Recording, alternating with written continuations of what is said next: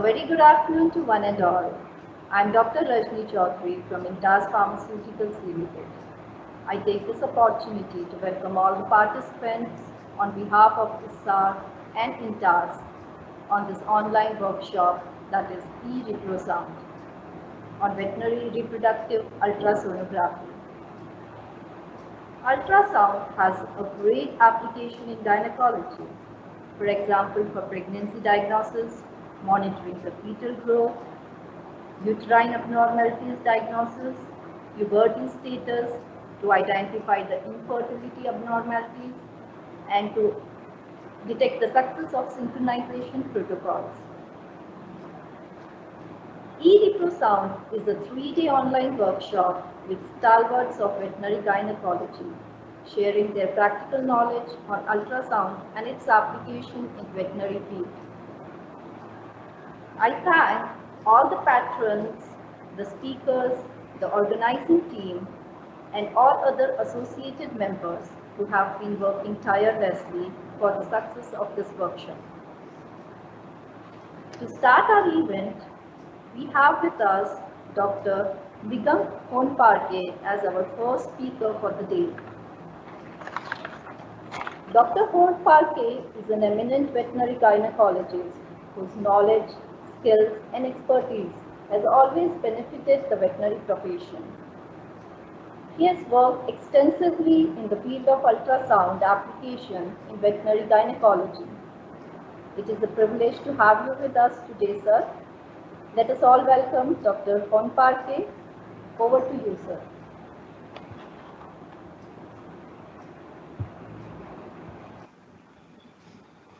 Good afternoon, all. I feel privileged to speak here to interact with all the participants on one of my most favorite topics, that is reproductive ultrasonography. So I thank all the organizers, Intas Pharmaceuticals and ISAR chapter Maharashtra, for inviting me for discussing this topic. So as the topic assigned to me for sharing is this visible to all? Sir, I'll just Sir, is this visible? Honparke, sir, I'll do that.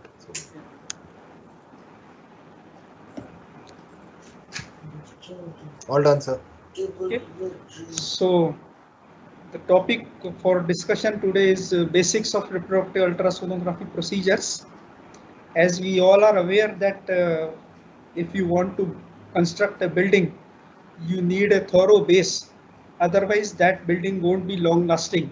Similarly, this webinar today is the first day, and this is the day for creating some base.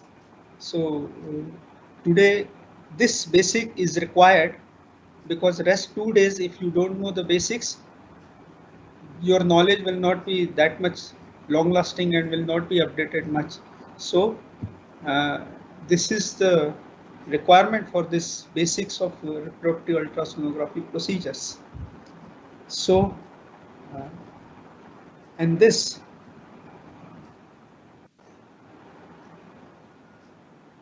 we all know that ultrasound has been around in nature in the form of some bats and some bottle neck, these dolphins, bottle nose dolphins. These all creatures, they are using ultrasound waves for determining their movement of direction, where to move, when to move. So it is not new, it is already available in the nature. But what matter is when it was available to the medical community and when it was available to veterinary field for diagnostic purposes. So 1880 was the year when there was discovery of piezoelectric effect from some quartz crystals, and these are the crystals which are responsible for the production of ultrasound waves. Later on we developed conversion of these electric impulses to ultrasound waves in the form of transducer. Transducer is having all these crystals, and producing the waves, and those waves are used for diagnostic purposes. Now, this real-time ultrasonography was available in veterinary medicine in 1980s. So earlier the machines were very big. Later on, people started thinking about portability, and so in the year 1990s, people started about these portable machines, and later on, these were all portable machines for electricity operated. Later on, in the year 2000, people thought about battery backups, not the electricity dependent, because our patients are always in remote areas, so we need to take care of them. So battery backups are required because electricity is not always available for them. So later on, this was kind of development in this area. Now let us start. What is ultrasound? Most of you are well known for this or well known for the uh, technique, but I don't know how many of you are using this. The machines are available at polyclinic levels and institutional level, of course, but you never know when you get the opportunity to use this machine. So better to know about the basics of these. So ultrasound waves, normally what happens, the audible sound that we people can perceive, human being can perceive, is 20 to 20,000 hertz. The sound waves more than 20,000 hertz are ultrasound waves. So this is the basic difference between audible sound and ultrasound waves. Now this is something regarding auditory and ultrasound system. What is the difference? In auditory system, somewhere the outside source, from outside source sound waves are there. There is some echo, then with that echo, eardrum is receiving all those waves, sound waves, and we hear the things. Here in ultrasound system, the similar things are there. Crystals are arranged here in machine, in transducer. Those are producing waves. Then there is some echo, and those same echoes are received by the same transducer. So transducer is working as a dual purpose. The transducer is producing the waves, and again it is receiving the waves. So following that receiving, there is conversion of the images. Now if I compare this audible and a diagnostic ultrasound, for audible sound, medium is air. For diagnostic ultrasound, medium is tissue. These are all different. As I told earlier, that frequency for audible sound is 20 to 20,000, whereas for diagnostic it is far more, 1 to 10 megahertz, and this is the difference between their velocities. So these are all physical characteristics. Now what happens? Each and every machine is having two parts. One is monitor, and the other attached to is the most important, the most sensitive part of the machine is this transducers. In layman language we call it probe, but otherwise it is transducer. It's the same thing, transducer or ultrasound probe. So as I told earlier, that some crystals, and those crystals are made up of piezoelectric or lead zirconium titanate. Those are arranged in the transducer. So when we provide high alternate frequency voltage to those crystals, there is expansion and contraction of these crystals. So because of this expansion and contraction, there is generation of mechanical waves, and those mechanical waves are nothing but ultrasound waves. And when these waves strike on the tissue, so depending upon the density of the tissue, texture of the tissue, either these waves propagated or these waves reflected back to the probe again. So depending upon, it's all depending upon the consistency, the texture, eco texture, what we call is of the tissue. Different types of tissues are there in the body, so different type of ecogenicity of the tissues is there. We will discuss later on. Then those waves which are reflected back are received by the probe. Again, so as I told earlier, this transducer is working as a dual purpose instrument. So it is producing the wave, again it is receiving back the waves. So those waves are converted into electric impulses, and later on there will be display on the screen in the form of ecogenic dots. You will see gray, white and black dots on the screen. So this is about, in nutshell, about the principle, how it works. then those waves, those are produced. There are 4 fates for those waves. When they strike on the tissue, they have 4 fates. One is reflection, other is refraction, next is scatter, and then is absorption. So these different, as you can see, some, if there is reflection, the waves are coming back to the crystal again.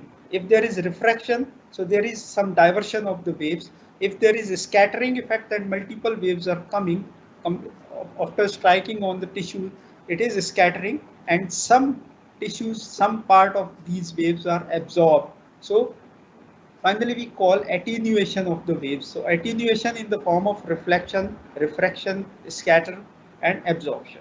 So this is about scattering. This is about fate of ultrasound waves when they strike on the tissue. Then most important thing is types of transducer. There are different types of transducer available. So these, the commonly that we use for reproduction purpose is linear array, what we call linear array transducer. So what happened in this transducer, as I told, the crystals are arranged in a parallel fashion.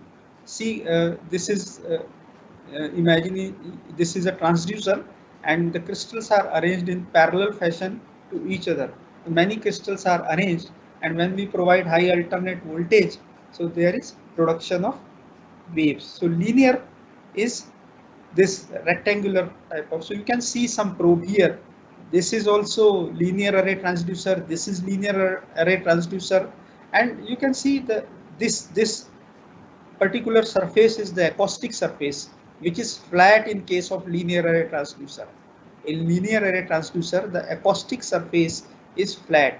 Acoustic surface is the surface from where the waves are generated, and this is the part which is to be kept opposite to the tissue, which is to be kept opposite the organ that is to be visualized. So when we use this linear array transducer, the image is rectangular shape. This kind of image you get.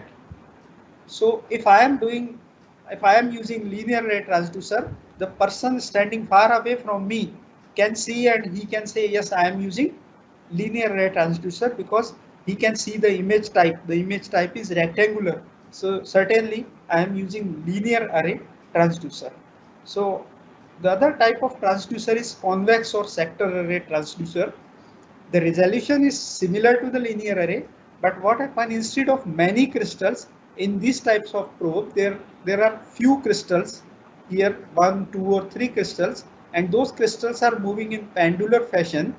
And if you see the acoustic surface of these probes, you can see the convex acoustic surface is convex, whereas in case of linear array it was flat.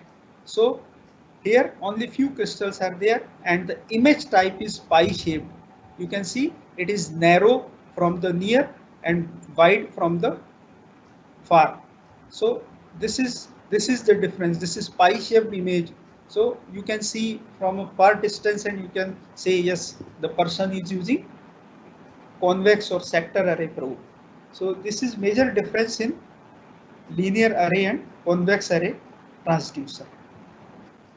Now one term we use when we use ultrasound, then we say real time. So what does it mean? Real time means display without significant delay. Means you are getting the image without any delay. You are getting all the information without any delay. So this is real time. Means as compared to other methods of diagnosis, if you go for X-ray, or if you go for any histopathology, or if you go for any sliding or staining technique, definitely you need to require some time.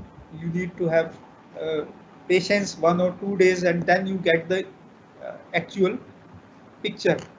But here, the moment you place the transducer on the in front of or against the organ or tissue, you are getting the image and you are getting the diagnosis. You can do that. So that is why, because there is no significant delay, we say it real time. Then next most important is modes of ultrasound. So most of the ultrasound scanners used in bovine reproduction, they are linear array B mode. So we generally use B mode linear array. So what does it mean? B mode, B stands for brightness modality. So it is two-dimensional. If I am using B mode, it is two-dimensional display in the form of echogenic dots on the screen. There are two other modes. One is A mode and second is M mode. A stands for amplitude, M stands for motion. So amplitude mode, you will get the image as a line graph, and it is only one-dimensional display and generally used for measuring fat and lean thickness in meat animals. And similarly, M mode, motion mode, as I say motion, so means it is actually an adaptation of B mode, but you can evaluate moving structure such as heartbeats. If you want to see fetal heartbeats, you can change the mode and you can take the measurement, and you see M mode will be there. So it is also one-dimensional display with vertical and horizontal axis. So these are the modes of, like, you need not to change the machine if you want to use B mode, M mode, or color Doppler mode. One more mode is there nowadays available, that is color Doppler mode. So I mean to say, you need not to change the machine every time if you want to change the mode. The mode is there itself in the machine. It is inbuilt, buttons are there. If you want to change the mode from B mode to M mode, you just press the button here, M mode, the machine will be in motion mode. Sometimes there is simultaneous B and M mode feature is there. Sometimes in some machine only B and M mode, in some machine all three modes are, nowadays machines are available where all three modes are available. It is matter of pressing a button. You just press the button and you will get that mode. So you need not to change the machine every time. You just press the button and the display will be there, or the mode will be changed. So this is about B mode, M mode, and color Doppler mode. Now the most important thing is how to select frequencies. All these transducer, all these probes are having different frequencies. So how to select that frequency, depending upon your use, depending upon your practice, you can always select the frequency. So principle for selecting those frequencies is, there are for veterinary, for reproduction purpose, animal reproduction purpose, we have these three frequencies. Nowadays these frequencies are available in the range, but earlier single frequency probes were available. So for gynecological purposes, these three important frequencies, 3.5 megahertz, 5 and 7.5. So basic principle is, if you are using high frequency probes, there will be low penetration and greater surface details. So you all know that the organs are arranged in the body in the form, they have all topographic arrangements. So if you want to see the organ which is, or the structure which is near to the probe, then certainly you will use high frequency probes because you want to see the greater surface detail.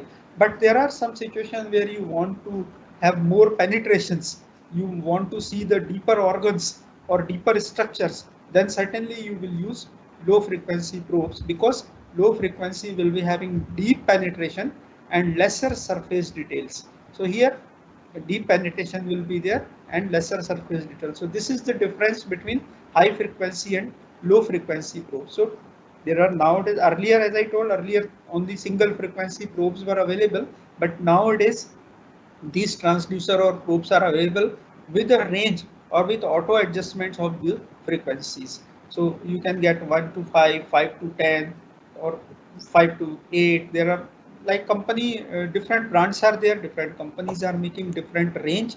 So you can select according to your use, you can select that frequency. Now, this is about, as I told, that if low frequency is there, so deep penetration will be there. You can see 70 mm somewhere here, and it is when we are using 3.5 megahertz frequency. Similarly, the penetration will be this here, 35 mm with 5 megahertz.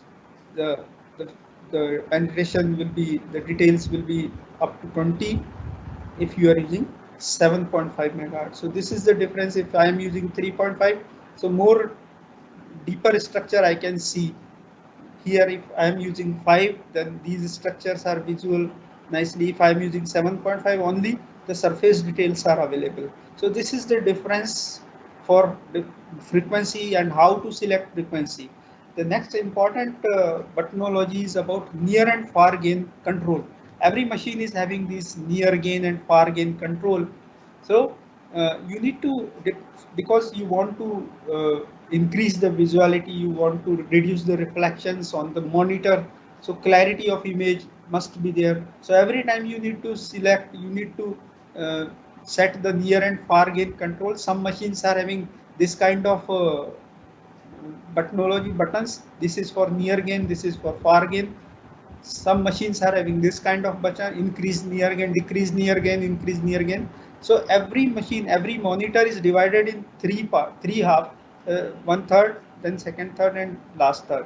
So if I am considering on this much part near gain, then I will increase the near gain. But if I want to see whole images, what is there in deeper side or somewhere here available here, then I will increase the far gain as well. So in some machine, apart from this near gain and far gain, there is overall gain. So you need not to disturb every time this. You can simply use this overall gain, and you can change this. So you need not to set every time. But nowadays gain control is also auto adjusted in some machines, so you need not to bother about that.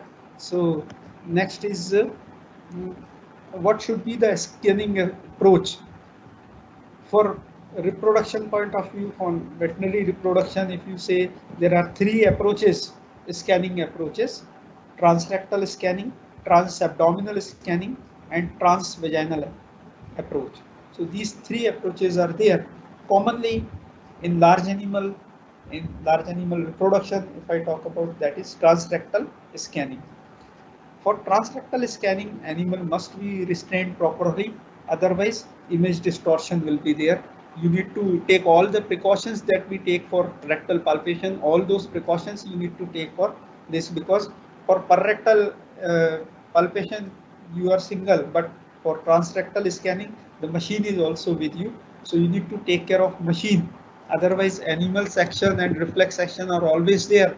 So all these machines are very costly. You need to take care of those machines as well. So animal must be properly restrained. Then you need to take this rectal transducer rectally, and before that you need to remove all the fecal material from the rectum. That we all know that when we do rectal palpation we remove the dung. So here also we need to remove the dung. Then method transrectal, as I told, transrectal approach is common for large animals, and you need to place the acoustic surface of the transducer on the structure. If I want to see the vaginal space, I will place the probe on that area. If I want to see cervix, then I will place the probe on cervix. Likewise, if I want to scan ovaries, so I need to take the transducer on right and left both ovary. So the person who is doing the scanning, he knows better where he has placed the transducer. The person who is standing outside, he can only guess, he can only make a guess that this structure is this structure is this. But otherwise, the person who is actually performing the scanning, he better knows about the placing, and he know that where he has placed the probe. So that is about transrectal scanning. The next approach is transabdominal scanning, or sometimes we call it transcutaneous. Is the same thing, because you are using this approach, you are scanning, performing scanning above the skin. So if you are using this approach, you need to preferably you will keep the animal on dorsal recumbency. For canines I am talking about, and for smaller ruminants you can do it in standing position, as well as sometimes you need to go for dorsal recumbency for that animal. So commonly used in small animal. Only important thing is there must be proper approximation of the transducer, particularly the acoustic surface with the skin. So you need to remove all the hairs from the skin, and then you need to apply ample ultrasound gel, ample gel on the skin, so that there there won't be any air space between the acoustic surface and the skin, because if there is any air space between the acoustic surface and the skin, some artifacts will be there. I will be discussing those. We call it reverberation effect. So there will be striations, white striations on the screen. So your interpretation skills will be down if you are not following proper care for this, particularly for transabdominal approach. Every time you need to remove the hairs and put some ultrasound gel on the skin surface and then use. The third one is transvaginal approach, which is very much sophisticated approach. A sophisticated instrument is required for that, transvaginal probe with some aspiration pickup assemblies. So this is generally for embryo transfer lab or for picking up the ova from live animal. So this approach is we use for, and certainly this is highly sophisticated, and but the transvaginal approach, in that approach also the probe is convex. Similarly here, transabdominal approach, most commonly the probe is convex, but for transrectal scanning the probe is linear array. Commonly we use it linear array probe. So this is about scanning approaches. Then here you can see two images, image interpretation. So here I can see two images. One is this, another is this. So in one image, because I am discussing interpretation is very important. There are many things you will get on the screen, but it's you to decide, you to determine the things. You will have to critically interpret the things. Only then your diagnostic approach will be okay. Otherwise, there are many things, many artifacts. Likewise, in this image, I can see a river and a dry tree is standing just nearby that bank of the river. But somebody else can critically evaluate this image and he will say, no, it is a baby. It is a baby in the womb of the mother. So this is how critical evaluation is required for ultrasound images as well. So broadly it is a bank of river where is tree and this is river. But if you see critically, a baby is there. Similarly in this image, an old man is drinking some water. This is broad image, but when you see it critically, you will see some sculpture from Khajuraho or somewhere from Konark. So this is sort of image interpretation, and similar practice you need to develop when you go for image interpretation in ultrasonography. So accordingly, it all depends on tissue interaction. So what kind of, as I told earlier, what kind of tissue is there, it's all depend on the echogenicity, is all about that.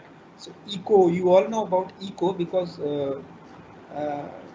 we all must have visited to hill station, and every hill station is having one lover's point, and that lover's point is for saying something, and some echo is there, and that echo is coming back, and it is just, people say it is intensity of love, how much echo is coming, but the same echo principle is there here also for image interpretation. If it is a highly dense tissue like bone, air, then it reflects sound waves, and 100% sound waves are reflected back. That is why the image is hyper-echoic. Hyper means highly echogenic. Highly echogenic means the image will be there in a white, more whitish image will be there if you are placing the probe against the bone, or if you are placing the probe against any calculi or any tuberous growth. So you will get more reflections, the image will be whitish. If any structure with fluid filled cavity or fluid is there, like any cyst is there, if there is any follicle, if there is bladder, so all these are structures which are having fluid in that. So fluid, because there is no echo, because ultrasound waves can pass through the fluid, there won't be any echo, there won't be any reflection, so image will be black. We call it non-echoic. We call it anechoic or non-echoic is the same thing. It is black structure.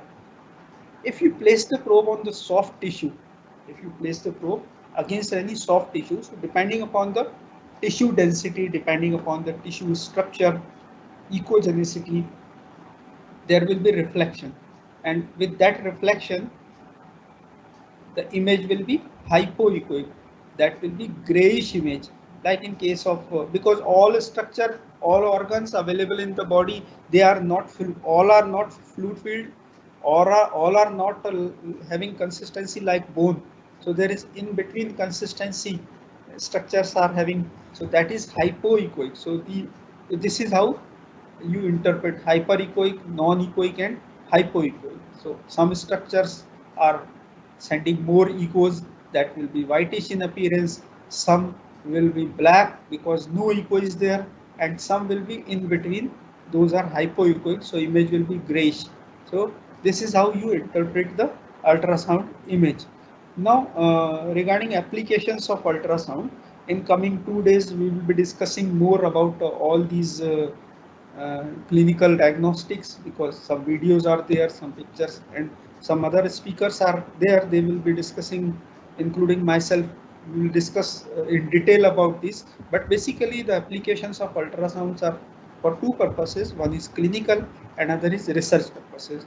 If I talk about clinical purposes, then most commonly it is used for diagnostic purposes.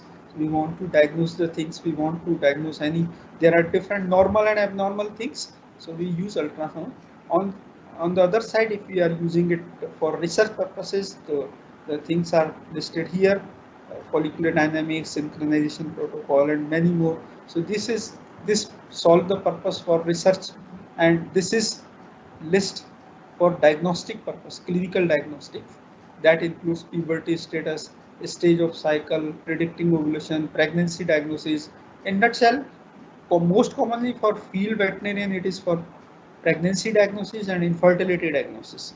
So it is very important tool. It is very important technique that is to be used for early pregnancy diagnosis and for pathological abnormal conditions of an animal, be it ovarian, be it uterine, all we need to diagnose with ultrasonography. Then besides this, there are some artifacts. As I told, if your technique is not good, or if there is any problem with the machine, you can get some artifacts on the monitor. So you need to get rid of these artifacts while doing so. Otherwise, your interpretation will be wrong. So there are many artifacts for this, but I am discussing only few which are very common when you do. So the first important is this one, acoustic shadow. So this acoustic shadow, the reason for appearance of this acoustic shadow is because if there is any blockage, if there is any beam bending, or if there is an absence of sound beam. So blockage may be due to bone, may be due to calculi, may be due to foreign body.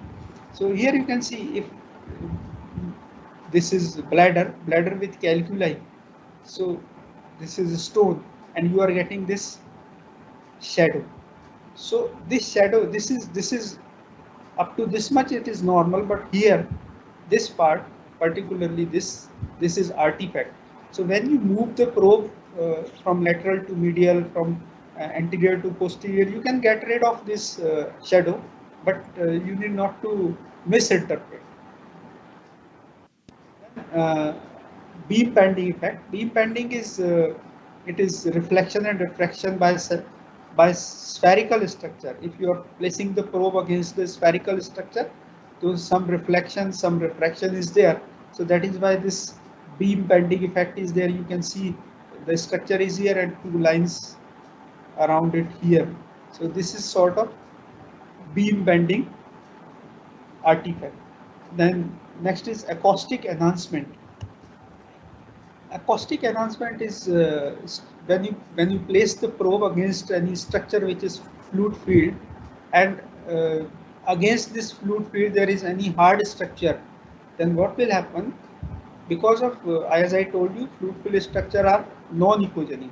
So ultrasound waves passes through these, and then these pulses, these waves are very stronger at far side as compared to surrounding tissue. So as compared to surrounding tissue, this is the pulses are very strong and then they're reflected back.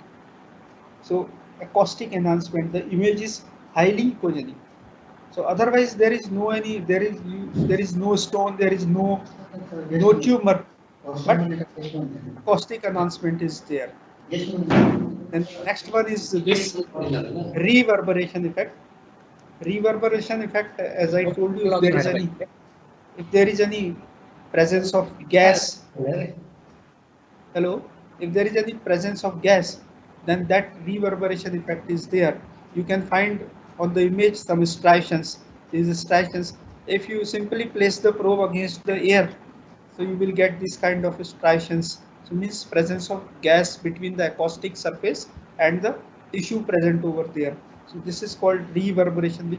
These are very common artifacts when you do the. So you need to place the acoustic surface very close to the structure, only then you can get rid of these artifacts. One more is this beam width artifact. In that you can get foggy appearance, like this is follicle, but it is not very much clear. Otherwise it should be jet black in color, but it is foggy, means it is having beam width artifact. So only problem is this, in a single instance you can get, but when you approach many times, when you move slowly from lateral to medial, anterior to posterior, then you can get rid of these artifacts very easily. Then the most important mode nowadays in use is color Doppler, because it is very important. You want to see the color flow. You want to see, now this is one step ahead from B mode. This is superimposed on the B mode ultrasound only, and it is matter of pressing a button. You just press a button and you get the color Doppler. So basic principle I want to discuss. Later on in coming days, there will be more videos, more discussions on these color Doppler modes. But here I want to discuss about the principle. So principle involve this velocity and direction of flow pattern, specifically for blood flow. So the structure, we generally visualize the vascularity of any structure, whether that structure is having proper vascularity, proper blood supply, or it is diminished. So we generally see with this color Doppler. The other is characteristic of blood flow. So here the principle is flow is away from the probe and flow is towards the probe. These two principles, and we consider these two effects, color flow Doppler and spectral Doppler. Now in color flow Doppler, what happens? If blue color is there, then it means the blood flow is away from the probe, away from the transducer. If blue color is there, if red color is there, means that is towards the probe. If I say laminar flow, means uniform color is there. If it is turbulent flow, then there will be mixture of colors. So this is regarding color flow Doppler. Other is spectral Doppler, where display of a wave form over the time, similar to the M mode. You can see the waves just like M mode, motion mode, or ECG. These waves are there. So how to interpret? If it is towards transducer, then the these waves will be above the baseline. If it is below the baseline, then it is away from the transducer. So this is basic principle for color flow Doppler and spectral Doppler. Nowadays all these features are inbuilt. You need to press the button and you can get all these color flow Doppler and spectral flow Doppler in the machine itself. You need not to bother about that. So the most important nowadays, not in India, I don't know, some institutes are doing this or no, but it is not that common. That is computer assisted image analysis. Computer assisted image analysis. One software is developed there in Canada, and why the reason was this: to overcome the inconsistency of the subjective visual evaluation. Like we want to reduce the human error. If we want to reduce the human error, so we need to take help of computer will remove all those error. So this will provide a quantitative approach to grayscale. Here we can get pixel value from the computer, and that because sometimes it is matter of discussion that yes, I say this follicle is jet black, somebody say no, some luteinization is going on, some striations are there. So sometimes it is a bit confusing. So if we take help of computer assisted image analysis, we can get rid of those human errors. So here you can see one image. Uh, in this image, two follicles are there of almost similar size, but we don't know which one is going to ovulate because B mode is not saying anything about this. If you use color Doppler, then certainly you will get some blood supply on these, but sometimes that is also confusing. So if you use this computer assisted image analysis, these two follicles are there, and this is the image given by a computer. Here you can see these two follicle, similar follicle. Here you can see more boils as compared to this. This one is just flat, and this one is having more boil, more heterogeneous. So computer, so this is as an interpretation, this follicle is going to ovulate as compared to this one. This is what computer has done. So this one is the follicle which is going to ovulate. So this is the area which needs to be explored. We have not yet, the software is not available here, but I hope in future or in coming days or coming years, we will be having this computer assisted image analysis, and everybody will be using that. So next is about care and maintenance, because if you are using the machine, it is machine, you need to take care of it. Every machine, be it at office, be it in your home, you take care of those machines. So for this particular ultrasonography machine, the most important care is do not drop the probe, do not drop the transducer, because these are highly specific sensitive probes, so you should not drop the transducer. As and when you take the probe to near to the animal, it should be hang in around your neck. Don't simply hold it and take it to the rectum. You need to hang this probe around your neck and then introduce in the rectum. Otherwise, action reflex action is always there. If animal is notorious, most of the time our patients are notorious, particularly buffalo. So you never know when the animal starts kicking. So you need to be little, because animal will be kicking and you will be moving in any direction, and in that situation you may drop the probe anywhere. So better to keep the probe around your neck, better to hang around your neck and then take to the rectum. Then after each application, it should be properly, the probe should be properly clean with water, running water you can use, and covering for the transducer is always required. You can see some packing material. If this probe is not in the rectum, it should be in this covering. It is simply a package material made up of some sponge, and the tape is here, black tape, or you can use any tape, and you can prepare 2-3 such kind of covering.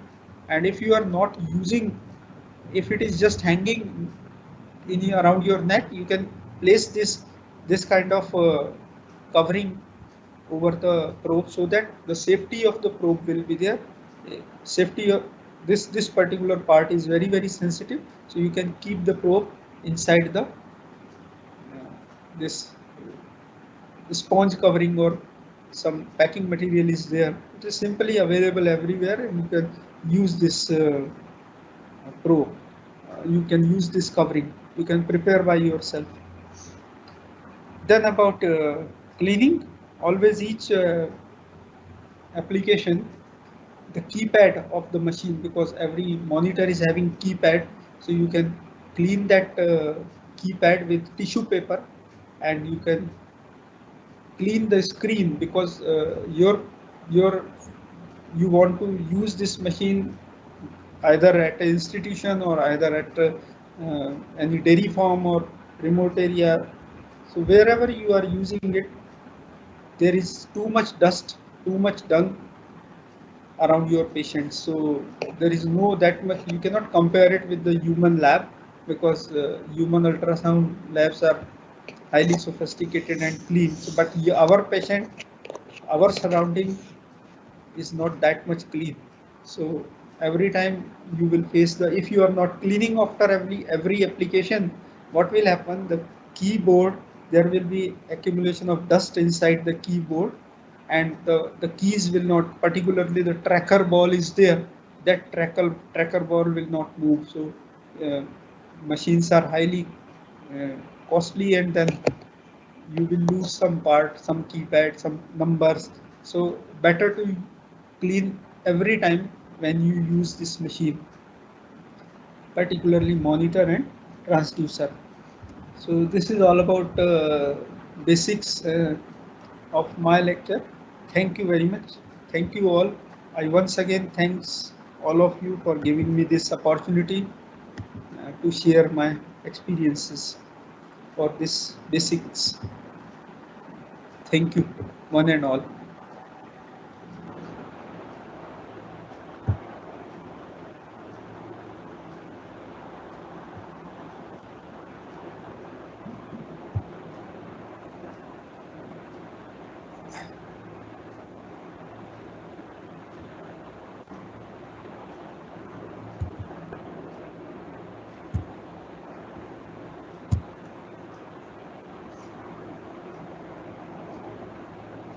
Thank you, Dr. Honi Parke, for giving an insightful presentation on the fundamentals of ultrasonography with very simple and basic examples. We are confident that our audiences will be benefited with this, and it will help them in understanding the concepts better in the 3-day e-reprosound workshop. Thank you, sir. Thank you. Our second speaker for the day is Dr. Ajit Male from Veterinary College, Cherwal, Maharashtra.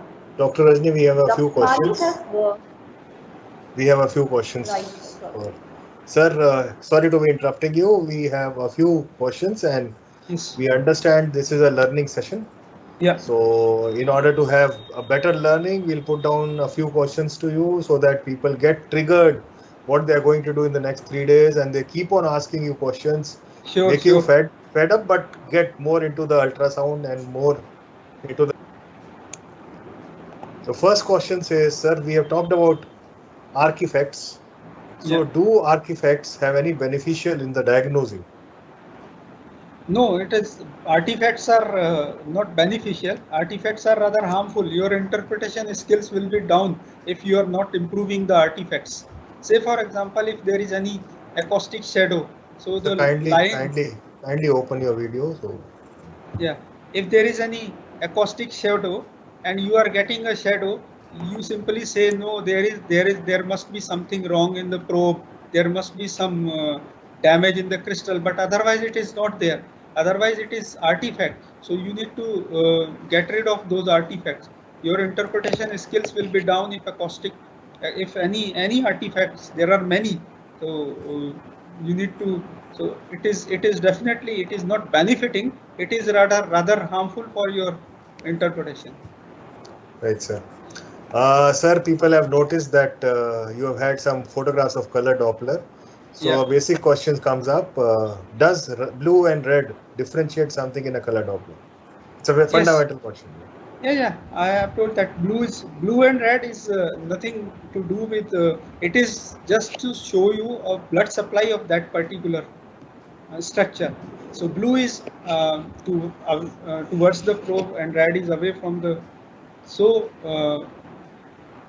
if you are placing the probe against any structure, you are getting that kind of color flow. You can get these kind of images around the, like if it is follicle, you can get the blood supply in the form of blue and red. So if it is red, then also blood supply is more. If it is a blue, then also the blood supply is there. So this is kind of later on you can go for pixel values of those color Doppler images, and you can exactly interpret the things. In coming days, we will be discussing, because some videos are there with Dr. Mali, with Dr. Sarita. They will be discussing about more about these. So basic principle was that one. Yeah. The next question is a little depth, so we'll deal with that later. Can we access number of fetuses by ultrasound? I think that's a part of the course, so you'll come to know about it. Yeah, we will come to know. Yeah. We will come to. The next basic question says, is applying couple gel directly on the linear probe during rectal examination in large animal not harming the probe efficiency of probe? Basically, if the animal is not constipated, if animal the rectum is moist, for linear array transrectal transducer, you need not to use any gel. But if it is sometimes pneumorectum condition is there, if animal is constipated, then certainly you put some gel over the linear array probe. That won't be having any harm for the probe. It will be rather helpful for your diagnostic purposes. We understand that you have different types of participants out here. So some of them seem to be experienced, some of them seem to be new. So now the questions are becoming more depth. We'll not take those questions because the current topic was fundamentals. Yeah. But we assure you that in the next 2 days we'll answer each and every question of yours. Yeah. So we'll leave remaining questions because they are not fundamental questions. They are going into depth. They will be dealt by the same speaker, no doubts about it. But when he talks about it.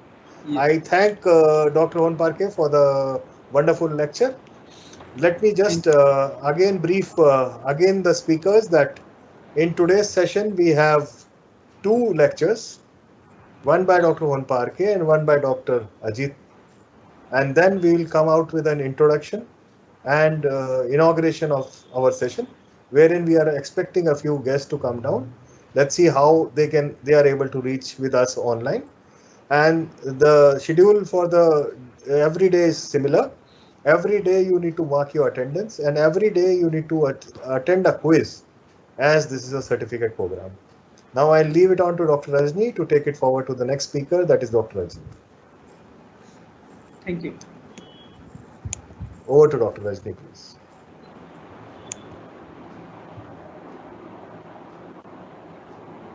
Our second speaker for the day is Dr. Ajit Mali from Veterinary College, Shirhul, Maharashtra. Dr. Mali has worked as an ultrasonography expert in the Animal Husbandry Department of Maharashtra, and he has vast experience in the practical application of ultrasound in the field conditions. We look forward to an interesting session from Dr. Mali. Over to you, sir.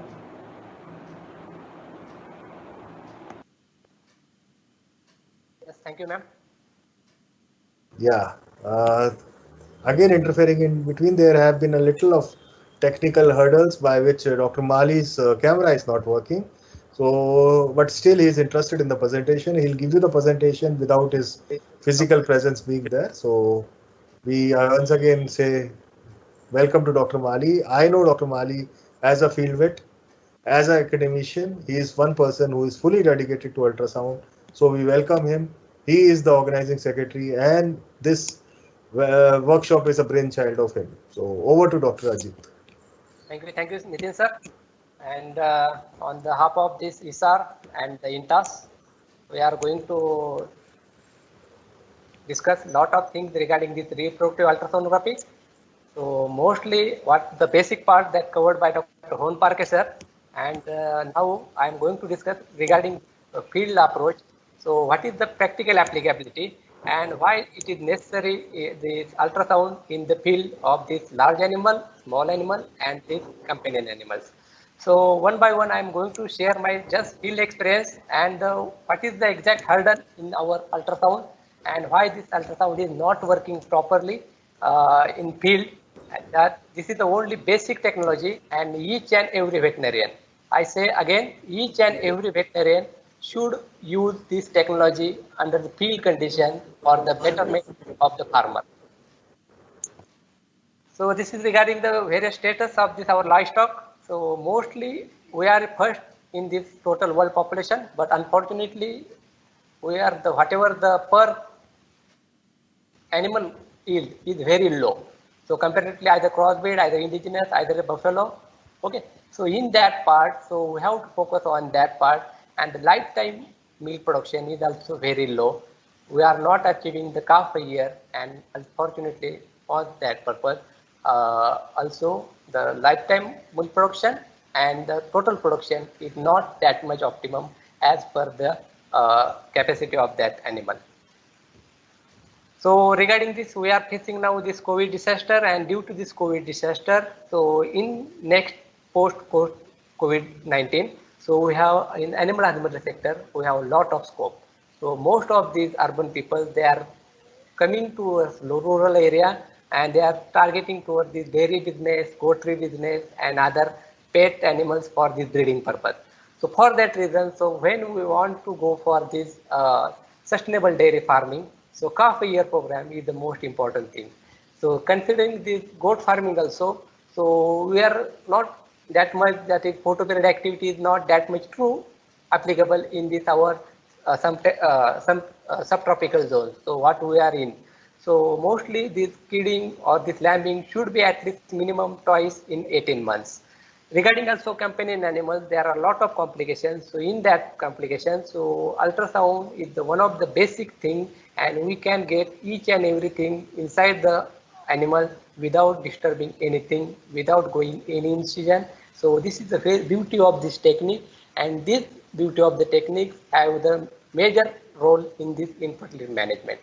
So when we have to go for infertility management, so we all know that it is a multifactorial origin. Also, the problem of infertility either in dairy animals or in sheep and goats, they are not that much in depth. They are not going to that serious regarding the what they harm regarding this infertility. So just what we discussed earlier, so milk production of all these our animals, they are below than the average. Then the major hurdle is the delayed puberty and the postpartum unstress. These are the major problems, and these what we have to check on the basis of that. So whatever our today's calf, they are future dairy animals. So don't go for purchasing any new animals. So whatever your future dairy animals should be in your farm only. So just we are considering our lifespan of our dairy animals, that is the only 10 years. That is the productive lifespan. So in that, so we can take maximum calving in these crossbreed animals, maximum 9 if she comes in pubertal stress at year 1, and if in indigenous, if or in buffaloes, if she comes in pubertal stress at the age of 2 years minimum, then we can take maximum 8 calvings from that animal.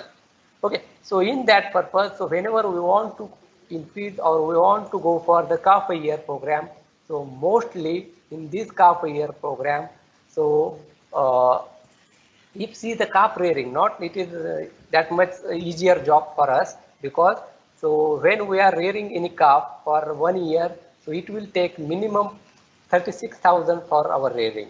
So if she gets a pubertal stress in 1 year, well and good.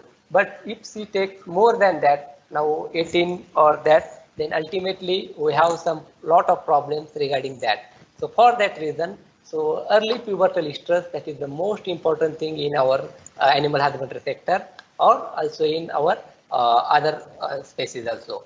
So just see if one of the cow that producing the 10 liter of the milk, okay. So if she producing 10 liter of the milk per day, and total lifetime production from these animals, so it will be around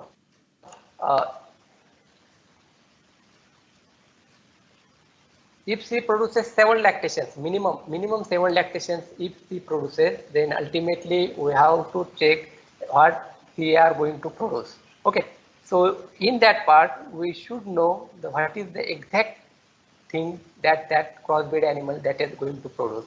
So in that part, so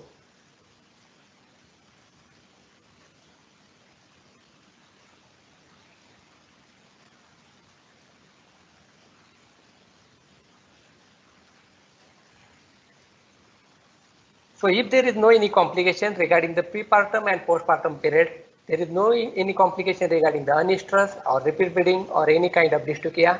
Ultimately, there will be the smooth carving, smooth perfusion, and all these. There is no any metabolic complication, and ultimately we are getting 9 cows, 9 calving from these crossbred animals. So for that reason, so if we are calculating the total lifetime milk, total and the total cows that are produced, so ultimately our from that one cow we are maximally getting around 8 or 8.5 lakhs from its lifetime. Okay. Then regarding this indigenous cattle, so in indigenous cattle comparatively we are taking less compared to this crossbreed, and same thing, same calculation will be there, but the price of milk will be comparatively more as compared to these crossbred animals, and same thing it will not be happen just like any complication regarding the dystocia and stress, and ultimately maximum we can produce around 9 lakhs from one indigenous cow.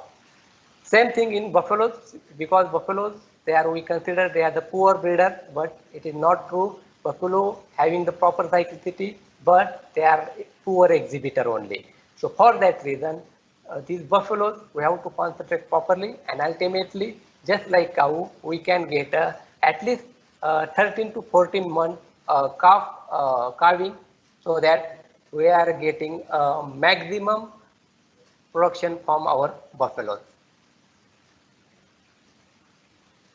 Regarding the goat farming also, the same thing we have to do. So regarding this goat farming, so most of these semi-intensive farms, they are going on in recent last 10 years. And the target is the maximum breeding and the supply of this meat purpose goats for this for consumption. So in that purpose, so we are very lacune regarding this reproductive examination in goats or in small ruminants, because we can't insert our hand just like in large ruminants, and on the basis of that there is very difficult to go for any stress induction protocol or any pregnancy diagnosis protocol. If we are going for any pregnancy diagnosis protocol, it will be after 3 months only. So in that part, so in case of goats, so if we could diagnose earliest, ultimately we are getting the maximum reproductive efficiency from that animal, and we are getting the maximum production. So see this picture. So in this picture, so what they are doing here. So just like these are the small machines, they are available. Whatever they are doing regularly, so they are doing such thing, such case of infertility, such cases of pregnancy diagnosis. It is a routine practice in developed countries, either in European countries or American countries. So this is a very fundamental uh, ultrasound, and they are using it in a regular use as such kind of very smaller handy machines. They are available since last 20 years in the developed countries. So we have this type of machines, but unfortunately these machines, they are working only in our educational institute for our teaching to our students and some of the research purpose only. But this should be used in the field condition as it is just like in previous picture. So regarding this, so in Maharashtra, in 2006, we introduced this ultrasound in field conditions, and these ultrasounds, they are getting the better response in the farm animals regarding the fertility management and the various repeat breeding complications. Or so such kind of thing we have adapted in since last 15 years in Maharashtra, but still we have some limitations regarding these applications. So whatever the applications that are told by Dr. Honparke sir, so there are n number of applications. We can do each and everything by using this ultrasonography technique. So just see in this video.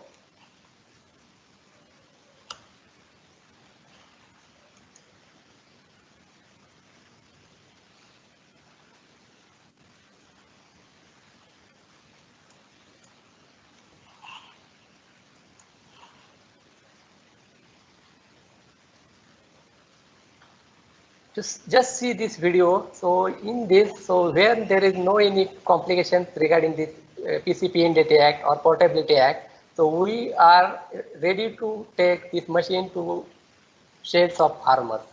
But so in this part, so whatever the farmers, they are giving idea about that any complications regarding the unestrus, repeat breeding or any day of pregnancy, so we can easily go for properly for these examinations of that animal. And just like this, whatever the previous photos we have seen in developed countries, so same pictures we can adapt here in our India, and it is very easy and it is possible. But such kind of machines we can adapt in our field conditions, and it is very easy to perform under the field conditions, because these machines, they are having battery backup, and whatever the thing they are available, that can be utilized if in a proper way. Ultimately we are getting the maximum results for our whatever the instrument available with us.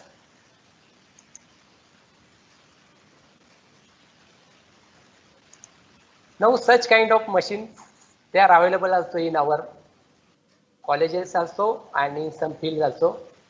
But here, just like only Bluetooth monitor here, just like goggle. Here, this is another wireless monitor here, and whatever the part or whatever these machines, so just like only smaller part here and only transducer is there. So one person will handle each and everything and without any hurdle. So if he wears the gloves, ultimately there is no need of any person, and he can do ultrasound in each and every aspect without any complications. So this is the screen in this goggle, and ultimately this is connected with this Bluetooth, and due to it we are getting easily, and it will take not more than 1 minute for scanning of any animal regarding this uterus or regarding this ovarian activity of this large animals also. So such kind of transabdominal scanning also required for this early late gestation, mid or late gestation. So in mid or late gestation, there is some complication regarding the digestive tract, there is some complications regarding the indigestions or all these things. So in that part, when we have to go for this confirmation of pregnancy in mid or late gestation, so here it is very easy to go for this transabdominal scanning by applying just cranial duoder. So it is a very simple technology and we can use it. So here we see these placentums. So it is such a wonderful thing, and we can easily carry out such kind of this UAG, transabdominal UAG also in large animals in mid to late gestation, and it is very applicable regarding such conditions. Also, we can go for diagnosis of various thoracic abnormalities, either some non-metallic foreign bodies or some peritonitis or DH cases also we can diagnose easily apart from this reproductive complication. Regarding these goats, so such kind of things they are going to happen in goats. So if there is no any availability in goats, we don't have any approach to go for any confirmation of reproductive status either for pregnancy or either for anything. So ultimately goat owners, they are carrying out these goats by using these tempos or these small vehicles, and they are traveling. This is our present situation here in our Shirwal. So these goat owners, they are traveling right from 50 to 220 kilometers away from our place, and they are traveling for only pregnancy diagnosis only. So this is the need, and if we are using this technology in a very proper way, ultimately we are getting the maximum benefits of this ultrasound, and goat owners will be coming to us at any cost, because they need earlier diagnosis, either pregnancy or non-pregnancy. If non-pregnancy is there, so on the basis of ovarian and uterine picture, we can go for the further medical treatment, and that we are going to discuss in tomorrow lecture. So regarding this, so most of persons, they are discussing that the pregnancy diagnosis, the only important tool or important use of this ultrasonography. But that is not true that much, because we are not diagnosing only pregnancy in all animals. We are diagnosing earliest non-pregnancy. If we are considering the first service conception, it will not be more than 30%. Okay, so in that part, so if we are diagnosing the any infertility case, any repeat breeder case earliest without or in early stages of mild endometritis or infertility case, so ultimately our benefits are more. With very low inputs, we are going to treat that animal very easily and using very accurate drug on the basis of ovarian and the uh, uterine examination. So in all these species, right from these farm animal species, cattle, buffalo, sheep, goats, also pigs and companion animals. So reproductive examination is most important thing, and by using this ultrasound technique, it is a very simple, non-invasive technique. So whatever the principle and all these things that discussed earlier by Juan Parque sir. So whatever these things, they are very much important that should be applied in our field, and on the basis of that, we can improve the farmers' economy or whatever our Prime Minister's aim, that is the doubling the farmers' income, will be achieved on the basis of improving the reproductive efficiency. So in that part, so whatever this either transrectal in large animals or transabdominal in small ruminants, so we can go for earliest pregnancy diagnosis without disturbing any kind of complications to normal reproductive physiology of this gestation. So in that case, so there are number of references. So at day 30, we can go for earliest, but when we are applying for field approach, so we should diagnose proper embryonic vesicle, embryo with heartbeat, proper amniotic membrane and CL param on day 30. It is a very easy and the applicable thing. And why I am considering it is a day 30? Because day 30 concept is the most important thing. As we discussed earlier, we know that the whatever the estrus period, it is of 21 days, and if we know that the one of the our test, that is the non-return of estrus, it is the test for use for this pregnancy diagnosis. So same thing we can apply if some animals they are not showing the estrus, but they are not pregnant. So in that animals, if we could diagnose earliest, so at day 21, they are maybe shows the estrus symptoms, but in silent form, or may show, but farmers unable to diagnose. So in that part, so if that follicle that is developed, that it turns into the graphene and that is going to ovulate and CL will be formed. Okay, so in that case, so if we go for the 30-day pregnancy, animal is non-pregnant, on the basis of that, we are confirming that there is no embryo, no embryonic vesicle, CL is present, but CL is not a verum, that is not a pregnancy CL, it is a cyclical CL. And if the cyclical CL is there, ultimately we are knowing that that animal comes in estrus after 21 days, but due to silent age or due to animals owner negligence, they could not find out that animal is pregnant. So 30-day concept is the most important thing to implement under field conditions, and it is the only tool, that is ultrasound is the only tool on the basis of that we can go for this 30-day pregnancy diagnosis 100% accurately. So we are not going for pregnancy only, we have to diagnose earliest non-pregnancy, and on the basis of that, if we are diagnosing earliest pregnancy, because this is the present scenario, so we are diagnosing presently at 90 days. So whatever our follow-up from our government authorities, they are from 90 days follow-up after the breeding.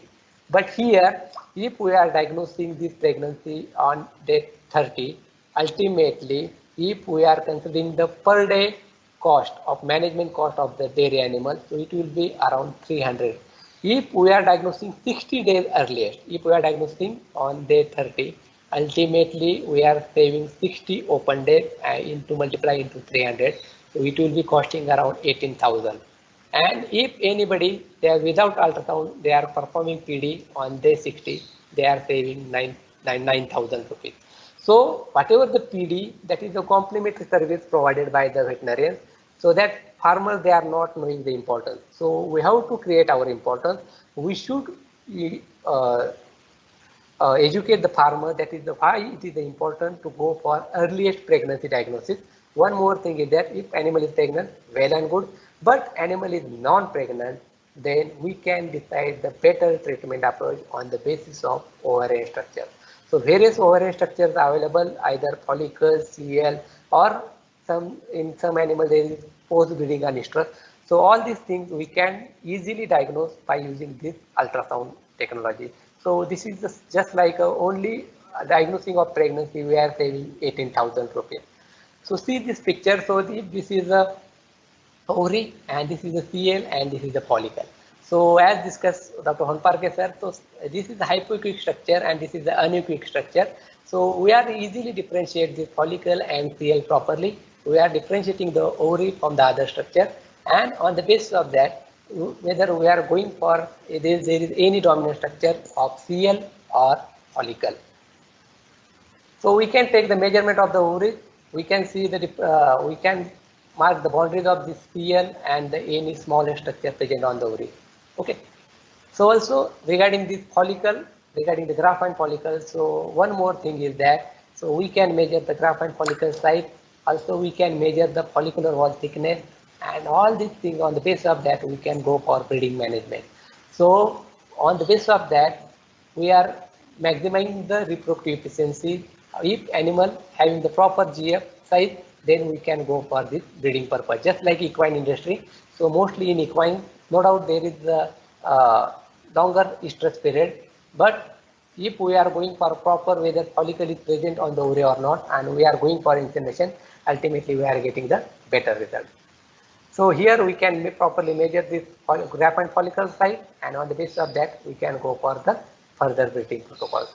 Also we can compare the both ovaries. If this is the right ovary and this is the left ovary, we can compare the both ovaries in a proper way. We can measure this and which is the functional ovary and which ovary having the CL, which ovary having the follicle. So all these things we are getting in a proper way.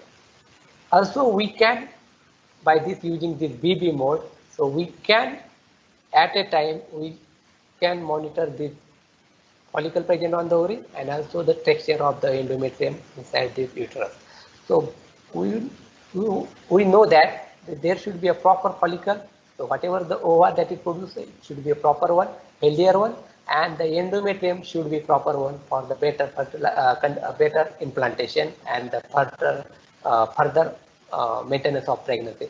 So both things, the Graafian follicle and whatever the ova inside and the endometrium texture should be proper way.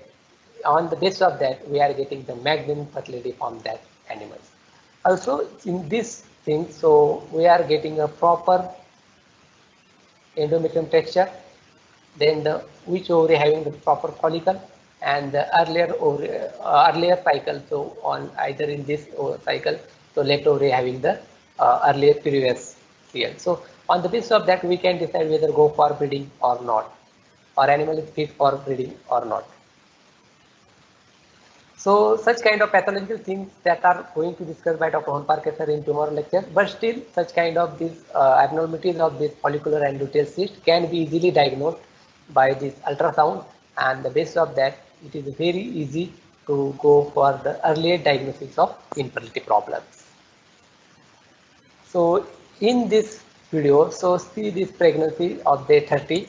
So in this day 30 of pregnancy, where it is very easily diagnosed on the basis of embryonic vesicle, embryo, and this part of this amniotic membrane also. So such kind of things they are seen. So we can take the measurements of this CRM, that is ground term plane, and so on the basis of that we can go for aging also.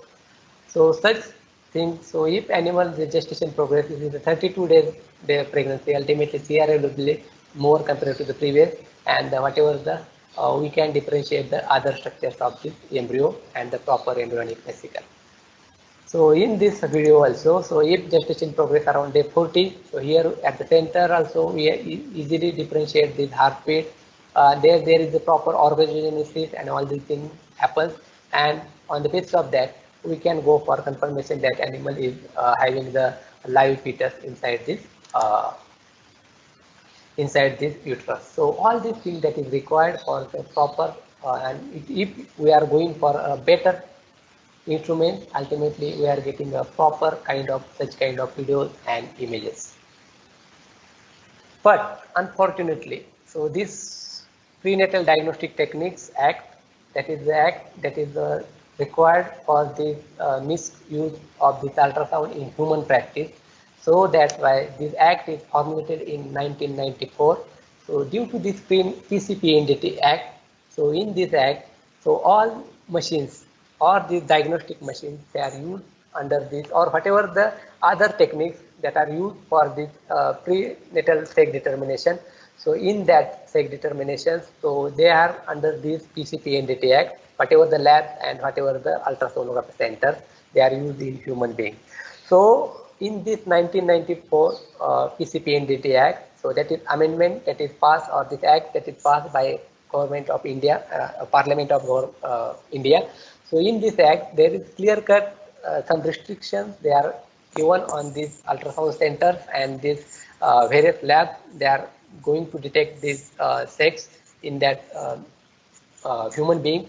So in that part, so since last 6 or 7 years, earlier there is no any binding to our veterinary ultrasound machines, but unfortunately since last 5-6 years in Maharashtra and also in other states also, so we have to register our ultrasound machines in this PCPNDT Act. If we are registering our machines in this PCPNDT Act, ultimately we are binding with all these, whatever these rules and regulations given by this PCPNDT Act. So here we have to demarcate the location of USG machine. We can't move our USG machine. We have to give regular reports what animals we have scanned in monthly basis. So all these, whatever the regulations and the rules, they are applied for the human sonography machines. They are applied now in our veterinary machines also. So unfortunately, these things they are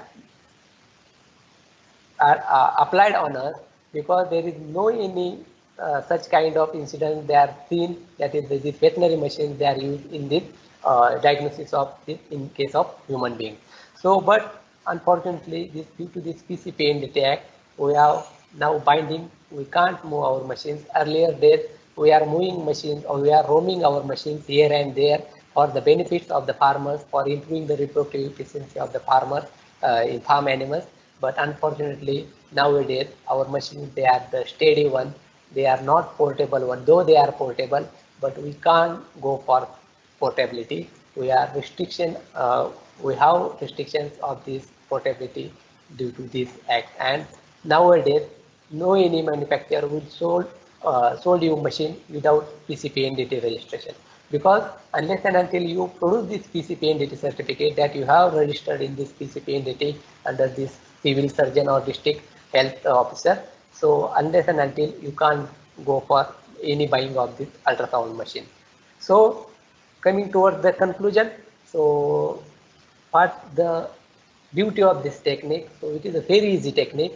So whatever the histological sections in the live animal, without any cut, without any processing, on the field at the time, on the spot we are getting. And ultimately this technique having the n number of applications, but unfortunately due to this PCPNDT Act, so we have some limitations. We are not moving our machines here and there, though there are a lot of applications regarding this infertility diagnosis, regarding the nature of CL, nature of follicle, nature of uterine endometrium. So, and we can diagnose pregnancy as early as 30 days in all farm animals and these companion animals. Also, in some animals, if we don't have the breeding history, in cattle and buffalo there is no any problem, but in sheep and goat there is a lot of problems. So whatever the natural breeding is going to happen, and the farmer, they are not knowing the exact date of history, and at that time ultimately we are unable to diagnose on the basis of our without using ultrasound. If we are go for ultrasound, ultimately on the measurement of this crown trump length, head diameter, or other placentum diameter, or other pregnancy related structures, on the basis of that we can go for aging in this all these animals. Ultimately, we are going to diagnose ovarian and uterine disorder on the spot of the examination, and ultimately we are getting the results by using whatever the very low cost of drugs. So there is a n number of applications, there is wide range of safety, there is very less recurring cost. So whatever the cost when we are buying the any machine, so there is no any recurring cost. Only simple we have to produce only gel. So what is required, and on the basis of that, it is very easy to go for any scanning in anywhere, either in our veterinary institute or either in our farms or either in veterinary dispensaries. They are located in government. So all these things that can be easily done without any complications when there is no any binding regarding this portability. So whatever the I want to share regarding this USG portability, that is a major hurdle for this veterinary reproductive ultrasonography, because if we want to maximize the reproductive efficiency in these farm animals, so there should be a proper portability of our ultrasound machines. And if we can solve this problem earlier, because it is a problem that's solved only in Parliament only, because this act it is that is passed in Parliament of India. So ultimately, if we have to do something for this portability, we have to go for the proper services to the farmer by using this ultrasonography technique, the non-invasive technique. So ultimately, we have to go for only and only portability. If we achieve this portability mission, ultimately we are getting the maximum results from our farm animals. So regarding this, I have discussed regarding the how this is applicable in the field conditions, and we are very much fortunate that if we get this portability in future, so each and every farm animal species we are getting the maximum kind of better services to our farmers, and ultimately whatever the thing that is diagnosed in later stage, we are diagnosing earlier stage. So on the basis of that, with less drug, very less cost, we are improving this reproductive efficiency in our farm animals. So regarding this, my presentation, regarding this field approach of this ultrasound in all animals, right from cattle, buffaloes, sheep, goats, and in canine. So all these things in all these animals, so we require this portability, and unless portability, this machine only used for this research purpose. And since last 25 to 30 years, we are using these machines for only in the research institute. So it should be having the n number of applications. It should be go towards the end user, that is our poor farmers, and we have to improve the reproductive efficiency. We have to go for the doubling the farmer income. Ultimately, this ultrasonography technique, it is required for our poor farmers or our Indian farmers. So thank you very much to ISAR and the INTAS for giving me an opportunity to share my this field experience to our all these eminent veterinarians. So thank you ISAR Society and the INTAS again. Thank you, sir.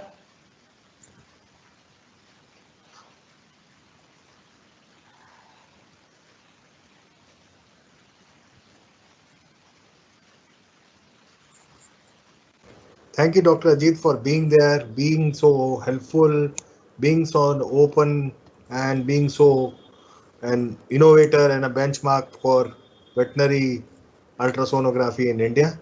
Let me say what Dr. Ajit has to say is that he has a lot of pain in the portability of the ultrasound machine. So being a field vet, he has worked in the field. He wanted ultrasonography to come down to the field. He has worked in the field, and then once he came to the college, he understood that portability has gone down. Now it cannot be movable. So he has his own pains which he wants, and we all are working jointly. And even that was a part of the discussion, even for this workshop, that we are already representing to the Government of India, and we will take it further with the Government of India regarding the changes and how we can make things better for veterinary orientation. Though with that brief, I'll go to the question answer series. Questions are many because Ajit is a favorite of many people, and but the broad questions, I'll say once more that today we are having 2 sessions, and then we are having a small discussion and an introduction. Tomorrow we have 3 sessions, so things are going to be bigger tomorrow. more lengthy tomorrow. We are going to enter more into science tomorrow. And tomorrow we are going to deal with companion animals, small ruminants as well as large ruminants as far as ultrasonography is concerned, especially pregnancy. So we have a lot coming up tomorrow. The questions here are actually answered partially by Dr. Ajit already, which says, when do we diagnose pregnancy in a cow? 30 days. When do we diagnose in sheep and goat? He can answer that. A broad question which comes out from people is what is the cost of an ultrasound machine? And the Google machine that you have shown, what is the cost of that? What is the possibility of that being in India, and how is it possible for a field vet to be using these machines in India with the cost implication? So they want to understand the cost of part of it. Over to Ajit. Sir, regarding the cost, so cost ranging from 3 to 4 lakhs with around 10 lakhs. So what machines we are taken? So what requirements are there? So if you are taking the only, so B mode, it is more than sufficient for us. So regarding the veterinary reproductive ultrasound, so either you are taking only single probe, so it will not be costing more than 4 to 5 lakhs. But nowadays, so there are a lot of applications inside, either Doppler, power Doppler, pulse wave Doppler. So in that case, you are having more expenses around 10 to 15 lakhs. And what machines I had shown, that is the battery backup machine. So this battery backup will be costing around 12 to 15 lakhs, and it's having the better connectivity regarding this Bluetooth also. Also monitor Bluetooth and goggle Bluetooth also. So on the basis of that, it is very easy and it is applicable when we are using this portability only. If portability is not there, then there is no any use of this whatever the machines available with us. But now in India, such kind of machines, they are available with us, and in future, if we get success in this portability mission, ultimately we are getting maximum use of such kind of machines under field condition, and it is the need of the day. Thank you, sir.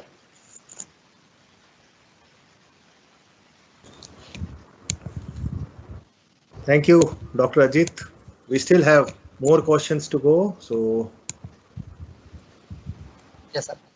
yes, we are taking up with the PNDT. So that aspect is already being taken care, and just after this session, Dr. Nitin Markandeya will speak more about it, and we are taking the due care. The next question is about endometrial thickness, asserting uterine involution through ultrasonography. Ajit, Yes. we can answer this tomorrow also, but still some brief about it. Yeah, regarding this endometrium texture and all these things, so right from inhalation, we are knowing that the physiological inhalation will take around 30 to 35 days and anatomical around 45 days. So all these things that will come around, so whatever the discharge and all these things, we can see properly. But after the inhalation, so during the breeding also, we can take the measurement, we can see the texture. So it is normally, if it is thickened or having the normal clear cut fluid, that is anechoic fluid in the lumen of the endometrium, if it is there, well and good. But such kind of thing that can be happens in future if this research is going on the basis of this endometrium wall thickness and all these things. And if in future, if we are using regularly, ultimately we are getting the better results when we are going for this examination of the uterine endometrium. Yes, sir. We have more questions. What is the formula for gestation? But I know that all of that part is in Horn Parke and Ajit's presentation for tomorrow. So we leave those questions